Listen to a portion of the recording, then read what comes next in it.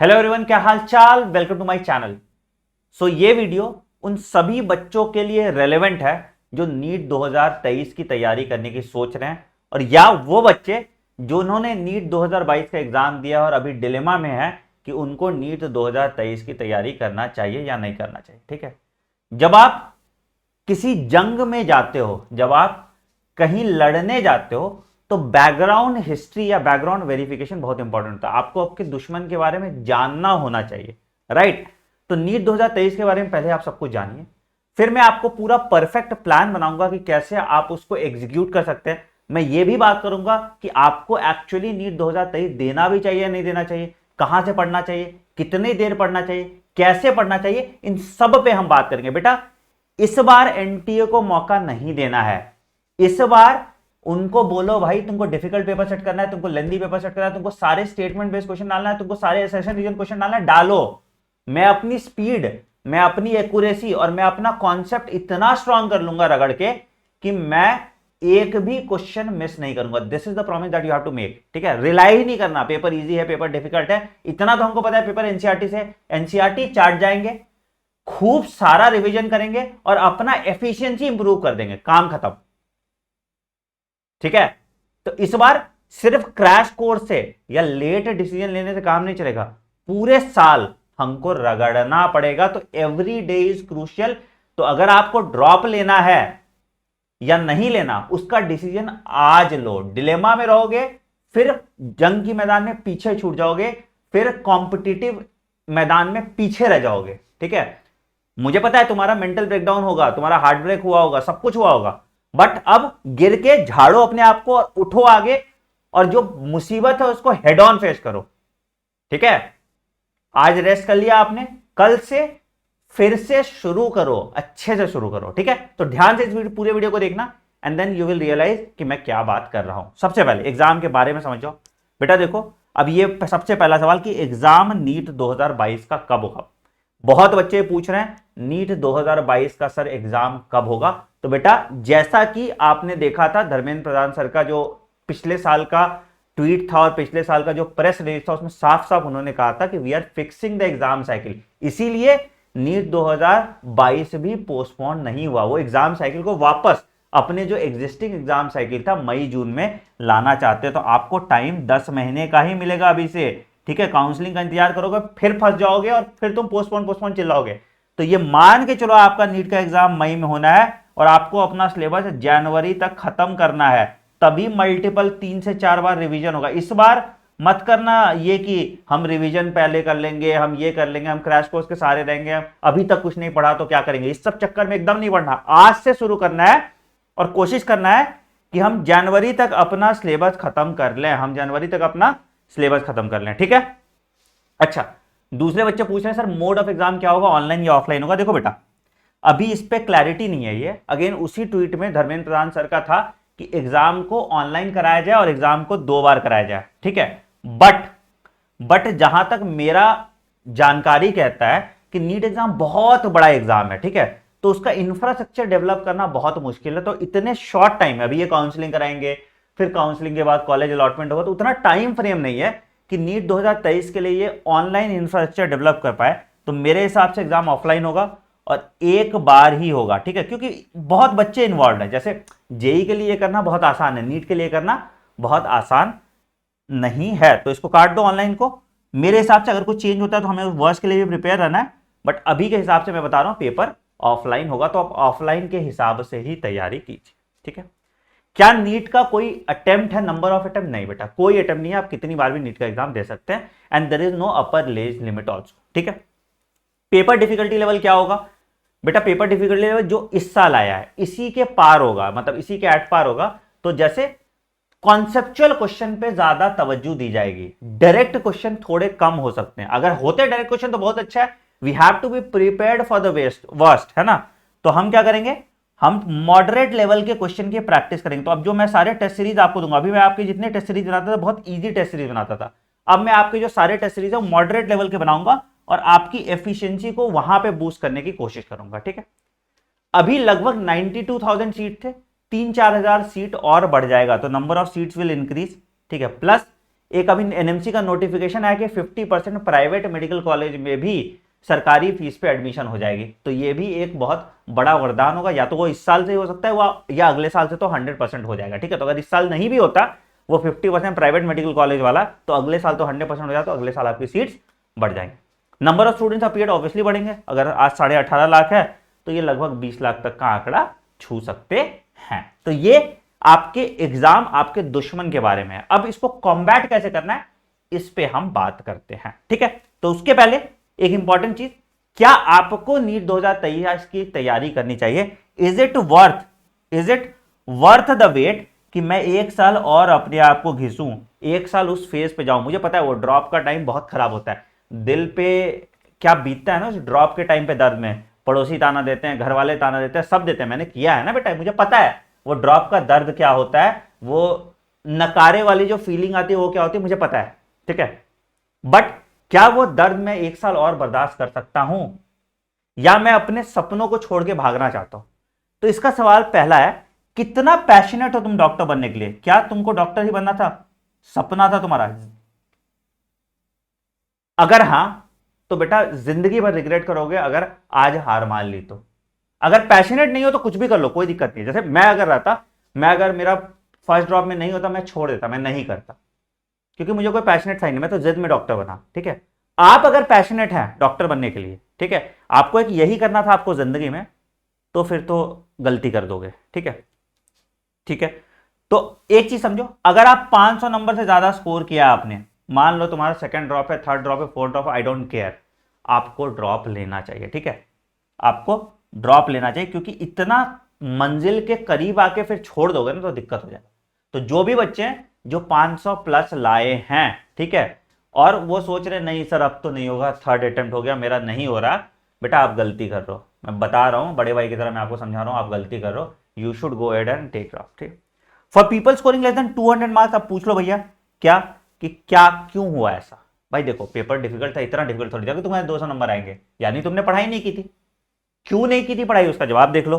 तो अगर तुम्हें पता रह जाए कि सर मैंने इसलिए पढ़ाई नहीं की थी और इस साल भी मेरा वही हालत होगा, तो क्यों लोगे ड्रॉप? मत लेना ड्रॉप, कहीं एडमिशन लेना। ठीक है, अगर आपको लग रहा है कि नहीं सर पिछले साल मैंने पढ़ाई नहीं की थी बट इस साल मुझे रियलाइजेशन मैं पढ़ाई कर लूंगा, ठीक है, देखो यूजुअली कुत्ता का पूछ सीधा नहीं होता।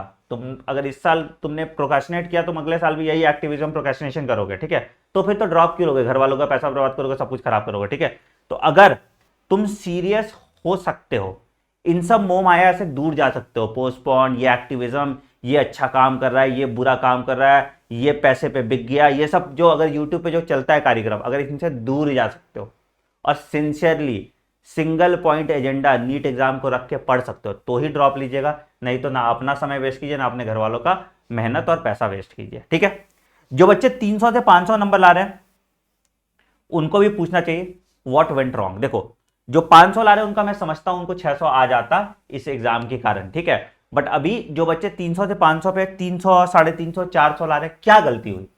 सिर्फ बायो पढ़ के गए थे, या सिर्फ केमिस्ट्री में गड़बड़ हो गया? क्या गड़बड़ हुआ, कहां दिक्कत हुआ? पेपर लेंदी था, लेकिन पेपर लेंदी था, तुम्हारे 50 नंबर कम आते। तो अगर तुम्हारे 600 नंबर की तैयारी थी, तुम्हारे 550 आ रहा है, तो इसलिए मैंने बोला कि 500 प्लस वाले बच्चे तो सिंसियर हैं, उनको तो ले लेना चाहिए ड्रॉप। ठीक है, क्योंकि तुम्हारे 50 नंबर एनटीए ने काटे, क्यों? पेपर बदल के। लेकिन डिफरेंस इसी 50 नंबर का है। तो अगर तुम्हारे 400 नंबर आ रहे थे और ठीक है, या तुम्हारे 350 नंबर आ रहे थे, तो वैसे भी तुम्हारा सिलेक्शन नहीं होना था बेटा, यानी आपकी पिछले साल की तैयारी पूरी नहीं थी।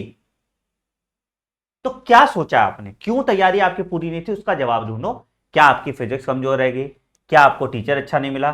क्या आपने अच्छी जगह कोचिंग नहीं की? क्या आप डिस्ट्रैक्टेड थे? क्या आपका फैमिली प्रॉब्लम था? वो प्रॉब्लम से आइडेंटिफाई करो, एंड अगर इसका जवाब आपके पास है तो ड्रॉप लीजिए, नहीं तो ड्रॉप मत लीजिए। ठीक है, आपको आपके सवालों के जवाब पूछने पड़ेंगे खुद से।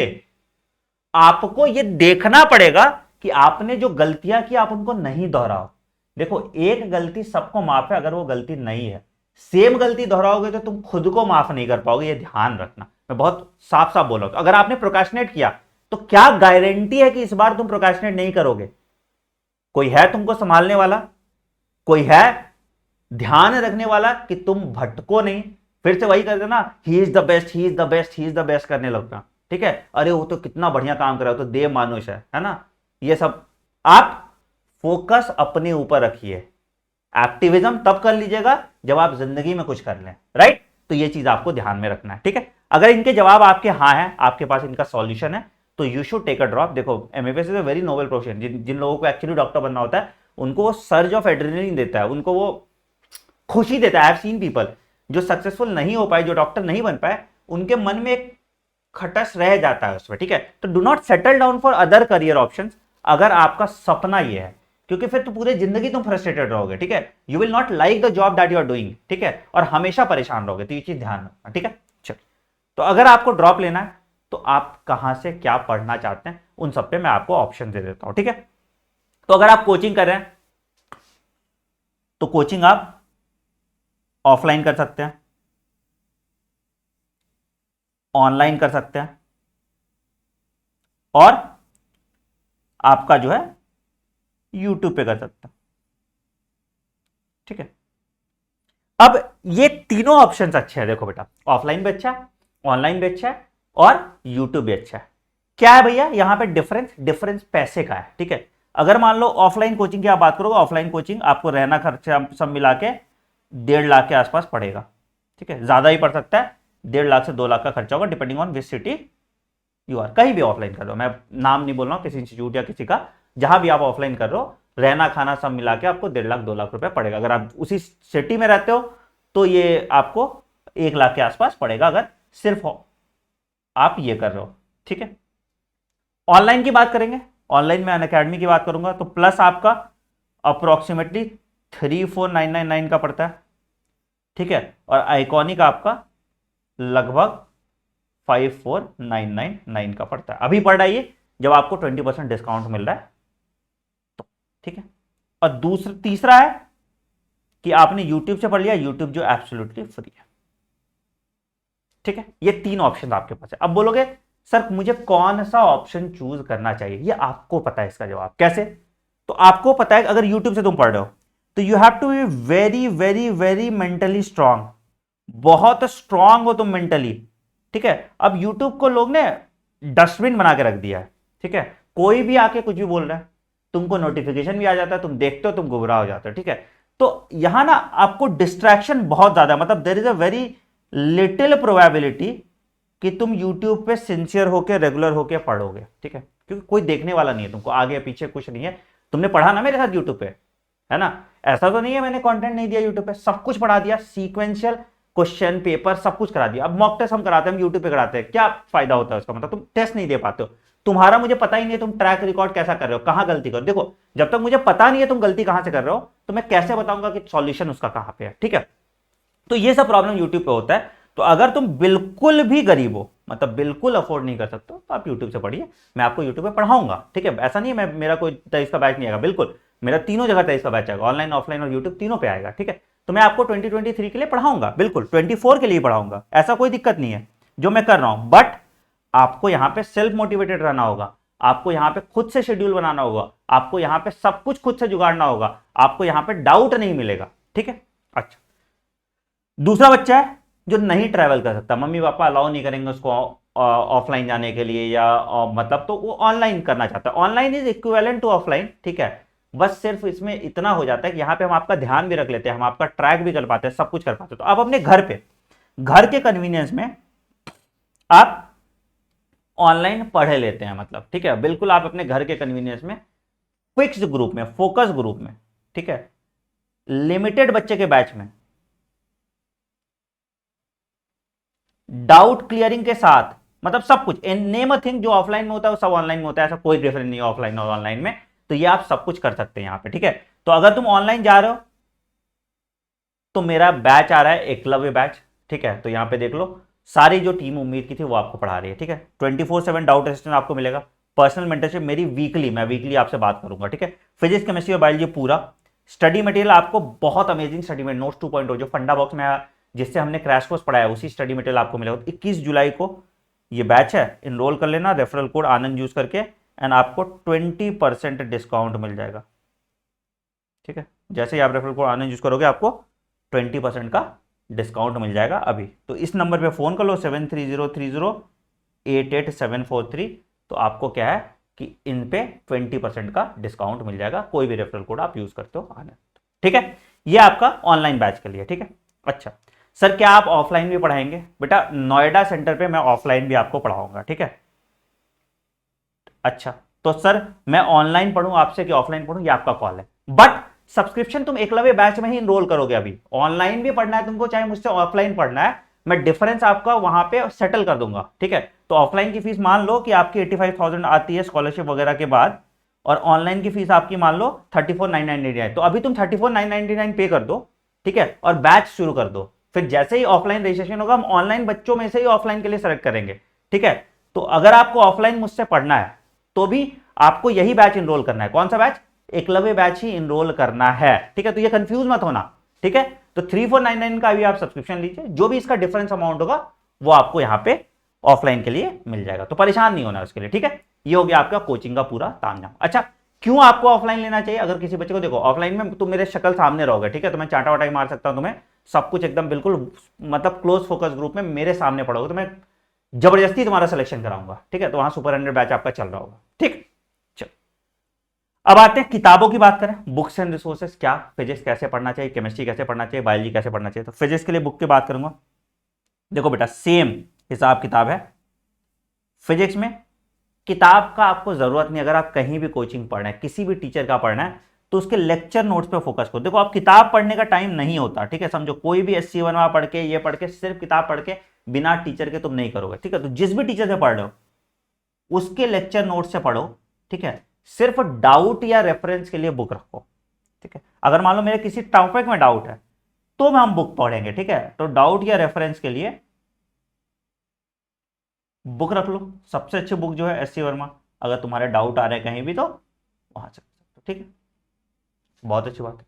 सर क्वेश्चंस के लिए PYQ कीजिए आप पूरा, NCERT एग्जाम्पलर कीजिए। फिजिक्स के एग्जाम्पलर के क्वेश्चन थोड़े टफ होते हैं। ठीक है, और सर और कौन से क्वेश्चन करने चाहिए? और फिजिक्स देखो सबसे इजी पेपर आया था फिजिक्स का। ठीक है, तो एक NCERT at your finger tips physics का है, आराम से आप उसको कर सकते हो, ज्यादा किताब नहीं पढ़ना। ठीक है, अब बोलोगे सर मैं इस इंस्टीट्यूट में पढ़ता हूं, इसके मॉड्यूल सॉल्व कर सकता हूं। अगर किसी स्टैंडर्ड इंस्टीट्यूट में आप पढ़ते हो तो इस किताब को छोड़ के जो मॉड्यूल के DPP है तो आप उसको पढ़ लीजिए and you are good to go. तो आपको ऐसा नहीं है कि कुछ और तामझाम की जरूरत है। तो आप एक टीचर ढूंढिए, उसका नोट्स देखिए, क्लास में लेक्चर नोट्स बनाइए, उसी दिन उसका DPP सॉल्व कीजिए, और डाउट के लिए या तो किताब ढूंढ लीजिए या कोई टीचर जो आपको पढ़ा रहा है उनसे डाउट पूछ लीजिए। PYQ और एग्जाम्पलर साथ के साथ करते रहिए। The plan is very simple, कोई तामझाम नहीं, कोई रॉकेट साइंस इसमें नहीं है कि ये करें वो करें, ऐसे करें वैसे करें, नहीं करना आपको। ठीक है, केमिस्ट्री के लिए आएंगे। अगेन नीट में ऐसा कोई बाइफर्केशन नहीं होता कि फिजिकल ऐसे पढ़ना है, केमिस्ट्री ऐसे पढ़ना है और ये ऐसे पढ़ना है। केमिस्ट्री के लिए भी सेम। ठीक है, यहां पे NCERT की वेटेज बढ़ जाती है। तुम देखो सारे क्वेश्चन केमिस्ट्री के NCERT बेस्ड आए। ठीक है, तो NCERT को थोड़ा फोकस और दो। ठीक है, प्लस NCERT को एम्पलीफाई करने के लिए लेक्चर नोट्स आप यूज करो, और ऐसे टीचर से पढ़ो जो NCERT सेंट्रिक पढ़ाता है। ठीक है, जो NCERT सेंट्रिक पढ़ाता है। जैसे इस बार केमिस्ट्री में हमने सारे क्वेश्चन फिजिक्स और केमिस्ट्री के प्रेडिक्ट किए, वीडियो डिस्क्रिप्शन में जाके देख लेना कि हमारे नोट से एज इट इज क्वेश्चन उठ के आए हैं। ठीक है, वो भी क्रैश कोर्स से, फुल सिलेबस सोच में सोचो क्या होगा। ठीक है, तो NCERT फोकस और लेक्चर नोट पे आपका फोकस रहना चाहिए। NCERT फोकस और लेक्चर नोट्स पे आपका फोकस रहना चाहिए। ठीक है, अगेन यहां पे भी एक टीचर चूज कीजिए। ठीक, नोट्स खुद से बनाएंगे आप। ठीक है, PYQ, एग्जाम्पलर,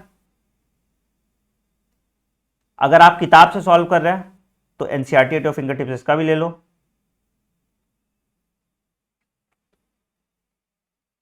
ठीक है, और फिजिकल केमिस्ट्री के लिए एक मेरे पास पड़ा हुआ है RC मुखर्जी। ठीक है, फिजिकल केमिस्ट्री की किताब आती है RC मुखर्जी का, तुमको फिजिकल केमिस्ट्री ठीक करना है। ठीक है, तो RC मुखर्जी कर सकते हो। ठीक, ये कर लो। ठीक है, अच्छा ये तुम्हारा आ गया पूरा केमिस्ट्री का तामझाम खत्म नहीं करना इसके पियो, ठीक है। अगेन ये भी आपको करने की तब जरूरत है, ये भी आपको करने की तब जरूरत है तुम किसी इंस्टीट्यूट में नहीं पढ़े हो या किसी का मॉड्यूल नहीं मिला। अगर टीचर दे रहा है मॉड्यूल तो अगेन इसके पीवाईक्यू पे प्लस आप इसके डीपीपी लगाओ और जो मॉड्यूल इंस्टीट्यूट दे रहा है उसके प्रैक्टिस क्वेश्चन सॉल्व करो, अगर किसी ढंग के इंस्टीट्यूट में पढ़ रहे हो तो। ज्यादा तामझाम नहीं करना, ठीक है, समेट के रखिए। और अगेन लेक्चर नोट्स आप खुद से बनाइए। देखो टीचर के पीडीएफ तुम ले लेते हो, आज तक सिर्फ पीडीएफ ही डाउनलोड करते रह गए तुम और कुछ नहीं हुआ तुम्हारा, ठीक है। तो पीडीएफ पीडीएफ नहीं करना है, अपने से लिखो क्लास में, अपने स्पीड से करो, क्लास का माहौल बनाओ, चाहे ऑनलाइन पढ़ो चाहे ऑफलाइन पढ़ो। You should make your own notes, क्योंकि अपने से लिखा हुआ कभी नहीं भूलोगे। दूसरा कितना भी लिख के दे दे, चाहे मैं दे दूं चाहे कोई और दे दे, तो आप भूल जाते हो। आप हम पे डिपेंडेंट होते हो नोट्स बनाने के लिए, आपको नोट्स खुद से बनाना चाहिए, ठीक है। तीसरा आते हैं बायोलॉजी के लिए।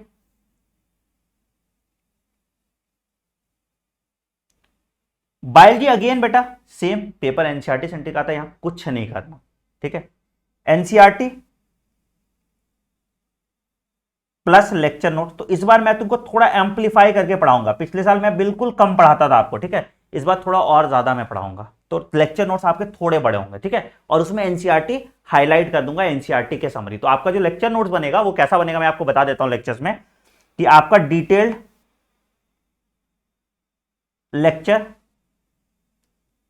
Plus NCERT summary of that lecture. तो आपका कॉन्सेप्ट भी थोड़ा अंदर तक जाएंगे और एनसीईआरटी समरी अच्छे से करा देंगे, जिसमें एनसीईआरटी के लैंग्वेज में ही आपको सब कुछ समझाया जाएगा, ठीक है। पीवाईक्यू तो करना ही हमें, एग्जाम्पलर भी करना है। अब हम यहां पे डिफरेंट तरह के क्वेश्चंस करेंगे, ठीक है, डायग्राम बेस्ड क्वेश्चन करेंगे, किसी तरह का क्वेश्चन नहीं छोड़ेंगे, ठीक है। हम स्टेटमेंट बेस्ड क्वेश्चन करेंगे, हम मैच द फॉलोइंग करेंगे। तो मुझे तुम्हें अब तैयार करना है ऐसे जंग के लिए जो बहुत अनप्रेडिक्टेबल है।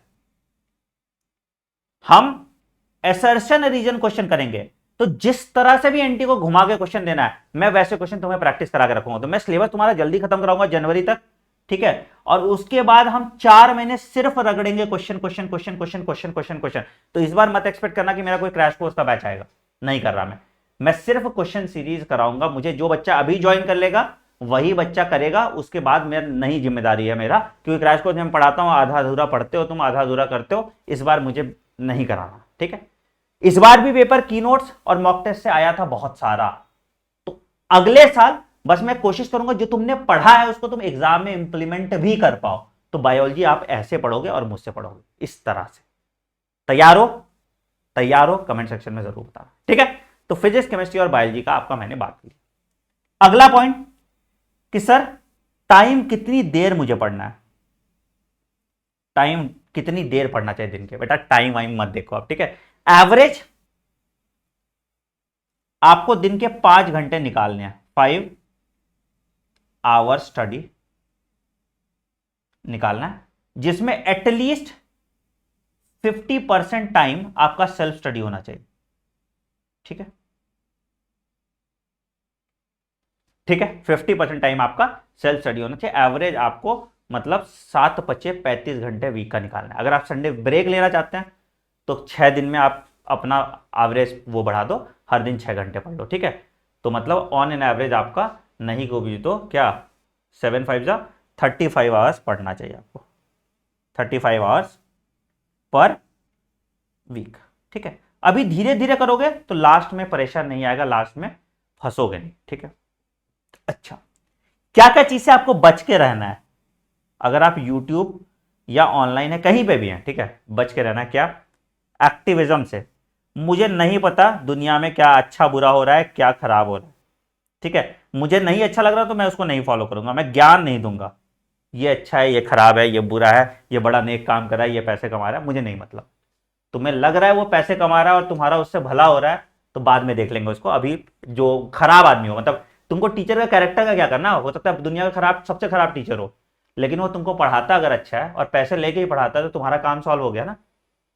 अगर मान लो मेरे पास एक ड्राइविंग कोच है, ठीक है, अब वो बहुत फ्रॉड है, मतलब वो जुआ खेलता है, वो गैम्बलिंग करता है, वो शराब पीता है, ठीक है, लेकिन वो कोच बहुत अच्छा है, तो मैं उससे सीख लूंगा ना। मुझे कौन सा उससे रिश्तेदारी निभाना है या मुझे कौन सा उससे शादी करना है ना। तो आप टीचर को उसके टीचिंग मेथड पे जज कीजिए, ये मत जज कीजिए बहुत इंसान अच्छा है, बहुत हार्ड वर्किंग है। टीचर हार्ड वर्किंग नहीं होना चाहिए, स्टूडेंट को हार्ड वर्किंग होना चाहिए। तो आपको एक्टिविज्म से बचना है। दूसरा, ये स्पैम रैंडम मैसेज, ये इससे बचना है। तीसरा, एक्सेस मोटिवेशन से बचना है। ठीक है, देखो अभी आपको मोटिवेशन की जरूरत पड़ेगी, 1-2 दिन बहुत जरूरत पड़ेगी, खासकर जब आप ऑनलाइन रहते हैं आपको मोटिवेशन की जरूरत पड़ती है, पर एक्सेस मोटिवेशन से बचना है। रैंडम स्ट्रैटेजी से बचना है, रोज अब 100 डे प्लान, 200 डे प्लान, ठीक है, इससे बचना है। चाहे मैं बनाऊं चाहे कोई भी बनाए, मैं भी बनाऊंगा ये, ठीक है, पापी पेट का सवाल है, मुझे बनाना पड़ेगा।